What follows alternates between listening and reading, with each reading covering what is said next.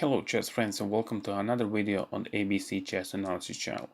Here we have one brilliant game played by Anish, Giri and Magnus Carlsen in the round 13 of the Tata Steel Masters 2019.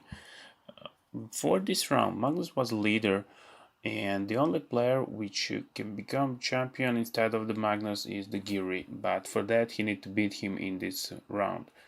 So let's see what happened in the game.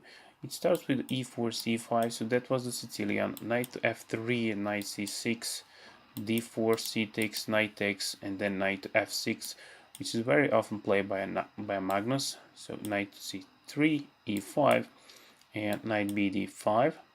Try to play knight d6, so d6, and this position is very well known for Magnus because he played 4 games in the World Championship match between the Fabiano Caruana, but Caruana played in this position knight to d5, but Anish chose to play bishop to g5, and after that a6, knight to a3, b5, and knight d5. This is also main line. So bishop to e7, bishop takes, and then c3, bishop to g5, and knight c2. So try to transpose the knight over b4 square or e3. So rook to b8 was played, and after that bishop to e2. Here we have castles, and the main line goes with the move a5 here, and after that queen to d3 and bishop goes to e6. But in this position Magnus chooses to play with the king in the corner on h8 square, preparing the f5 move. So after that bishop goes to g4, offer bishop for a trade, but bishop b7 was played.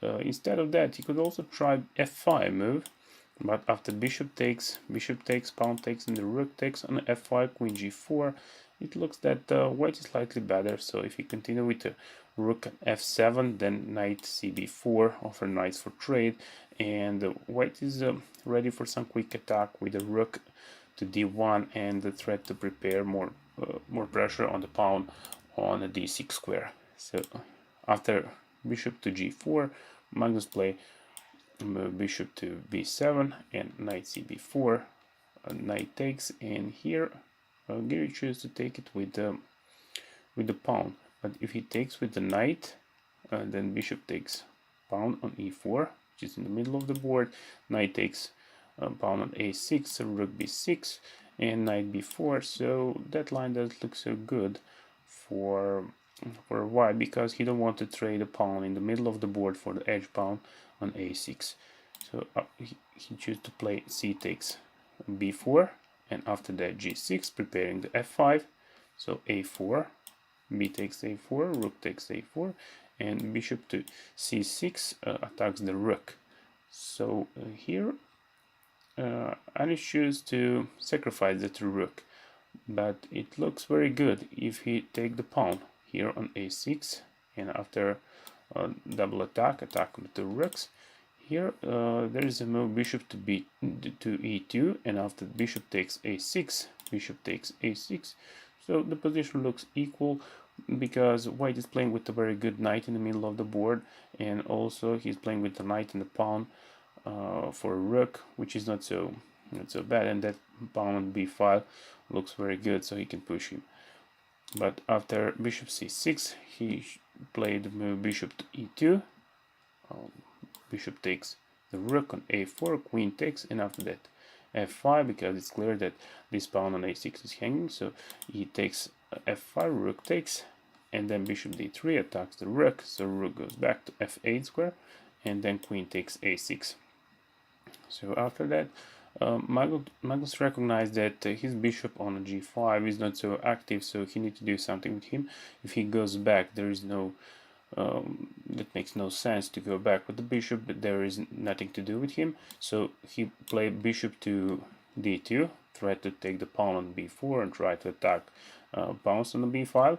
So queen c4 to defend the pawn, and after that Magnus offered queens for trade with the queen c4, queen c8 move, offer queens. But it would be very nice if white can undouble pawns here, playing the b3, but that's not a good option, because after b3 and trading queens, then black can take the pawn on the b4, just bishop takes, so that was not a good option. So he played queen to e4, from c4 to e4, and completely forgot about the little tactic which Magnus recognized, and that is the sacrifice. Bishop takes on the b4, and when the knight takes b4, rook goes to f4, and takes the piece back. So after that, queen goes to c6 over queens for trade, so rook f takes b4, and after queen takes the a6 position looks very interesting.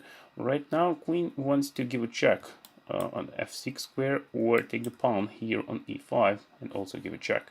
So black cannot cover both threats, so he played queen to f8 to cover the square f6. But if we try to defend pawn on e5 and play, for example, queen to e8, then queen gives a check, and the other move, king to from h8 to g8. So b3 is one very interesting move, because he's preparing bishop to c4, which is unstoppable, and after that black needs to sacrifice a rook for that bishop, which is not so good for him, because after all these tradings, white is up, pawn up. So in that position, Magnus play queen to f8, number queens for trade, so but queen takes on e5, takes the pawn, and here they agree for a draw. Okay, we can see that black is slightly better, and he's playing with the two connected rooks, so he will take the pawn on b2 in the next moves. But it's very good for Magnus to take a draw here, because he was a leader on the board, and it's very easy to accept the draw and say, hey, I'm a champion, instead of that to take a risk and continue playing this position, even if he's slightly better here. So he could try something like queen to g7 to cover the check, but he's not looking for that, so it was easy way to accept the draw and finish the tournament. So I hope you enjoyed, and thank you for watching. See you next time. Bye bye.